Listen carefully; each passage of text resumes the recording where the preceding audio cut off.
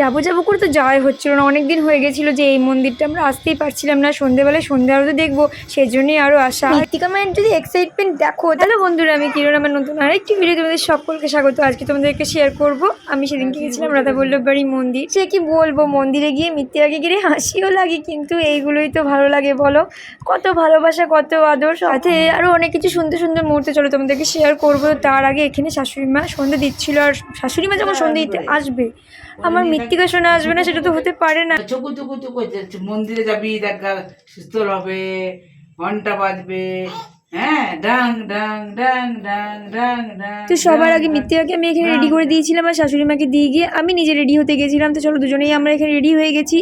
রুমে এসে দেখি বর তো রেডি হয়নি, ফোন নিয়ে বসে আছে। অ্যাকচুয়ালি ওর যে ভিডিওগুলো ছিল সেগুলোই আর কি এডিট করছিল। তো চলো ঠিক আছে, ও রেডি হোক, ও রেডি হতে বেশিক্ষণ সময় লাগবে না। শাশুড়ি মায়েরও সন্ধ্যে দেওয়া হয়ে গেছে। ওদিকে সবেমাত্র যেহেতু সন্ধ্যেটা দেওয়া হয়েছিল, তো শাশুড়ি মা বললো কিছুক্ষণ অপেক্ষা কর, তারপরে না হয় ঘর থেকে বেরোস। তো তাই এখানে ছাদে আমি মৃত্তিকা সোনামাকে নিয়ে চলে এসেছিলাম। চলো ফাইনালি বর রেডি হয়ে গেছে, নিচেও চলে এসছে, এবার বেরোনোর পালা। চলো গাড়িটা বের করলে না, বের করবে তো গাড়িটা। ঠিক আছে। ওরে বাবা রে, আমরা দুজনে রেডি হয়ে গেছি, মৃত্তিকা মা রেডি হয়ে গেছে, গাড়ি বের হয়ে গেছে, তাহলে নিশ্চয়ই বের করতে যাবে। মৃত্তিকা মা কিন্তু আর একটু ওয়েট করতে পারছিল না, কতক্ষণ বেরোবে দেখো, হাতে করে বারবার আমার পিঠে হাত ঠেকাচ্ছে, মানে যেন এক্ষুনি আমাকে নিয়ে চলো, আমার আর ধৈর্য ধরছে না গো। সত্যি তো বড্ড লেট করে ফেলছি, আর একদম লেট করা যাবে না। তো চলো দেখা হচ্ছে মন্দিরে। তাহলে বলো তো কেন মৃত্তিকা মা ব্যস্ত হবে না? এত সুন্দর এনভায়রনমেন্ট থাকলে মেয়ে কি আমার ওরকম করে বাড়িতে থাকতে ভালোবাসবে নাকি? বাড়িতে তো এত লোকজনও থাকে না, এত সুন্দর কাঁসর ঘন্টাও বাজে না, কত সব কাঁসর ঘন্টা বাজছে, কি সুন্দর দুলতে পারছি, ওইরকম কি বাড়িতে পারবো? মেয়ে আমার দুলতে দুলতে ঠিক দেখতে পেয়ে গেছে, উপরে ফ্যান চলছে দেখো মা।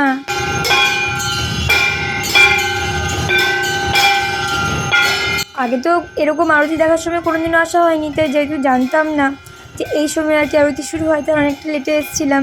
আর লেটে আসার কারণে শেষেও বসেছিলাম, তো সেই জন্য মা আমার অনেকটাই দূরে বসেছিল, মানে আমার মৃত্তিকাকে নিয়ে আমি অনেকটাই দূরে বসেছিলাম, যার জন্য যে আরতি চলাকালীন যে ঠাকুর সেটাও দেখতে পাচ্ছিল না। যাই হোক, পরের বার যখন যাব তখন একটু তাড়াতাড়ি গিয়ে আগে বসার চেষ্টা করবো, যাতে মৃত্তিকা মাকে আমি আরতি করা দেখাতে পারি। এদিকে আরতি শেষে আমরা চলে এলাম সামনে থাকায় রাম মন্দিরে দর্শন করতে। আরতি শেষে হচ্ছিল এখানে কীর্তন, এদিকে রাম মন্দিরে দেওয়া হচ্ছিল প্রসাদ। তো আমরা এখানে প্রসাদ পাচ্ছিলাম। জয় শ্রীরাম, সকলকে ভালো রেখো, সুস্থ রেখো প্রভু। আমাদের সিউড়িতে বিশেষ করে আর কোনো রাম মন্দির আছে কিনা আমার জানা নেই, কিন্তু রাধাবল্লভবাড়ির রাম মন্দিরটি এত সুন্দরভাবে তৈরি করা হয়েছে, সন্ধেবেলায় গিয়ে তো আমার আরও ভালো লাগছিল, চাইলেও যাওয়া হলো না। মন্দিরে এসে হঠাৎ দেখা হয়ে গেছিলো আমার পিসি শাশুড়ির সঙ্গে, সে কি আদর! নিতেও পিসি শাশুড়ি করলে অনেকবারই গেছে, কিন্তু ও যেহেতু একটু বড় হয়ে গেছে তাই আর চিনতে পারছে না, আর একটু যারা অচেনা ব্যক্তি তাদের করলেও চট করে যেতে চায় না। আমরা বেরোনোর সময়তে অনেকটা সময় লাগিয়ে ফেলেছিলাম, সন্ধ্যে 7টার সময় পৌঁছেছিলাম রাধাবল্লভবাড়ির মন্দির, আর ওখানে সমস্ত কিছু দেখে প্রসাদ নিয়ে বাড়ি ফিরতে ফিরতে 8টা বেজে যাচ্ছিলো প্রায়। তো পিসি শাশুড়ি মা অনেক জোর করছিলেন বাড়ি যাওয়ার জন্য, কিন্তু যা হয়ে উঠলো না। অ্যাকচুয়ালি মৃত্তিকা 8:30 9টার মতো ডিনার কমপ্লিট হয়ে যায়, তো যদি যাই ওনার বাড়ি, আবার বাড়ি ফিরতে ফিরতে আরও দেরি হয়ে যাবে, তো সেজন্য আর গেলাম না ওর মুখের দিকে তাকিয়ে। তো চলো, এখানে আমরা অনেক ছবি তুলছিলাম, আর পিসি শাশুড়ি মা কিন্তু আমাদের মতনই ছবি তুলতে ভীষণই ভালোবাসেন, তো সেই জন্য বাবুকেও বারবার সামনের দিকে তাকাতে বলছিল, দেখো বাবা ছবি তুলছে, একটু সামনের দিকে তাকাও।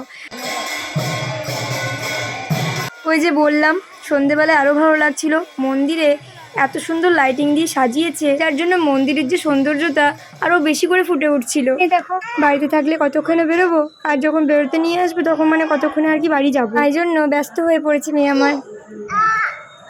চলো চলো চলো বাবা, রাইট টাইমে ওর সব কিছু চাই, একদম ওর রুটিন আছে, কোনটার সময় কোনটা খায়, কোন সময় হবে, ওর একটা টাইমিংয়ের ব্যাপার আছে, টাইমিংয়ের থেকে এদিক ওদিক হবে না বাবা।